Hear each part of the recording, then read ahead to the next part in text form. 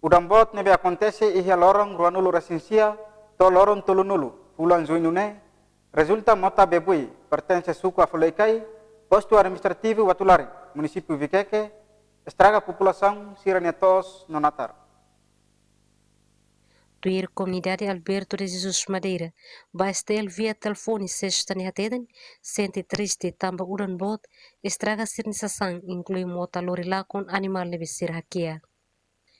Ni hatotan husi udan bot nebe acontece iha lorong quarta no quinta da der, resulta mota bebui ho volume bot, estraga sirnisasan umalaran, lori mos animal sira nebe sirhakiak, hanesan fahi manu, mosasan umalaran hanesan bikang no kanoro.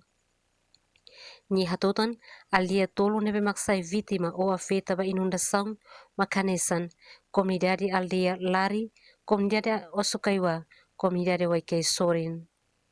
Comunidade ne haktuir tankatak, uma nebe makhetan estragos, la os estraga total, vai bebe maktam hotu umalaran, estraga de sasa iha umalaran, tamba motabot iha tempo kalan, tamba nem sira la consegue lorisei sasan. Vítima inundação nemos, la coi exigiba governo a total matan quedas, vai bebuat nebe mak importante basira, mak ukunen sirne presença e a sirne let, odi hare direita ida ne mak importante. Tuir dados provisório nebe mak tama ya suku afrikai, comunidade nebe mak afeta ba inundação, mak comunidade Lari, uma kain gronulu, no comunidade Osukaiwa hamutuk uma kain sanulu, mak oras nedão evacua ba família sirne uma, tamba sirne helafating na kono hobe.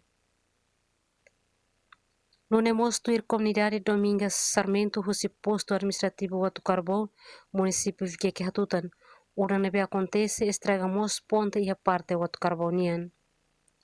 Nia mostra recomenda ba estado, hodi hadia lalai ponte nebe makoto, une hodi facilita comunidade sira hodi hala movimento, sela tempo udan, comunidade sira labele ultrapassa. Emerenciana Pinto, Estel News.